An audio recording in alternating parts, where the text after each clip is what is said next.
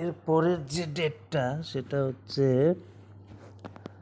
জানুয়ারি 1966 থেকে 25 মার্চ 1971। এটা ছিল কাট অফ ডেট। অর্থাৎ 1 জানুয়ারি 1966 থেকে 25 মার্চ 1971 পর্যন্ত সময়কাল। এই সময়ের মধ্যে যারা ভারতীয় বংশোদ্ভূত হয়ে আসামে এসেছিলেন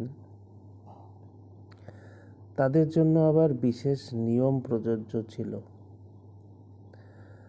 বলছে, every person of Indian origin who came to Assam between January 1st 1966 and March 25th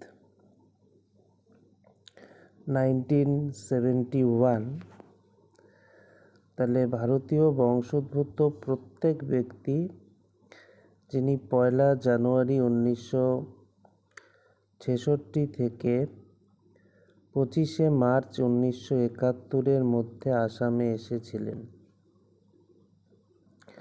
এখানে ইন্ডিয়ান অরিজিন বলতে ভারতীয় বংশোদ্ভূত মানুষকে বোঝানো হয়েছে যারা এই নির্দিষ্ট সময়ে আসামে এসেছিলেন।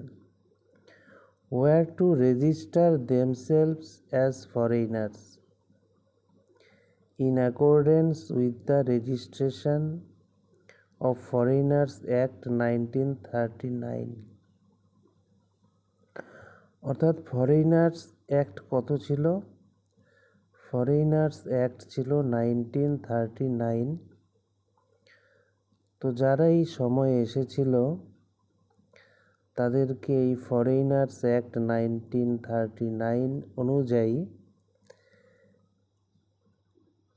রেজিস্ট্রেশন করতে হয়েছিল নিজেদেরকে ফরেইনার বা বিদেশি হিসাবে। যদিও তারা ভারতীয় বংশোদ্ভূত ছিল, তবু এই সময়কালটায় আসার জন্য তাদেরকে প্রথমে বিদেশি হিসাবে নাম নথিভুক্ত করতে হতো। These people were to be disenfranchised, that is, they will not be given the right to vote। তাহলে ভোটার অধিকার থেকে তাদেরকে বঞ্চিত করা হতো।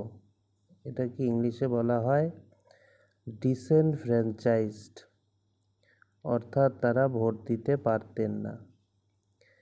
রেজিস্ট্রেশনের পর সঙ্গে সঙ্গে ভোটার হওয়ার অধিকার তারা পেতেন না। The Assam accord did not call for their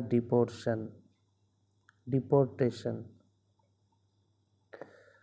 এবার আসাম চুক্তি অনুযায়ী তাদের দেশ থেকেও বহিষ্কার করার কথা বলেনি, অর্থাৎ তাদের আসাম বা ভারত থেকে বের করে দেওয়া হয়নি।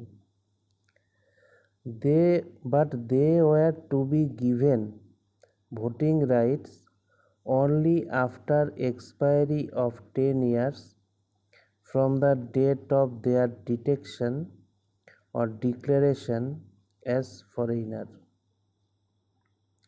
তবে বিদেশি হিসাবে শনাক্ত বা ঘোষিত হওয়ার তারিখ থেকে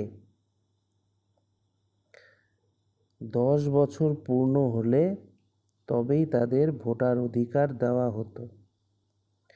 মানে বিদেশি হিসাবে চিহ্নিত হওয়ার পর 10 বছর পর্যন্ত তারা ভোট দিতে পারতেন না। 10 বছর পূর্ণ হলে তারা ভোটের অধিকার ফিরে পেতেন। তাহলে আমরা দেখলাম যে 1 জানুয়ারি 1966 এর আগে যদি কেউ আসামে আসে তাহলে সে ভারতের নাগরিক। আর 1 জানুয়ারি 1966 থেকে 25 মার্চ 1971 মধ্যে এলে বিদেশি হিসাবে রেজিস্ট্রেশন করতে হবে, কিন্তু বহিষ্কার নয়। 10 বছর ভোটার অধিকার স্থগিত। আর 25 মার্চ 1971 পরে এলে তাদেরকে ইললিগাল মাইগ্রেন্ট বা অবৈধ অভিবাসী হিসাবে গণ্য করা হবে এবং আইন অনুযায়ী শনাক্ত ও বহিষ্কারের বিধান এখানে প্রযোজ্য।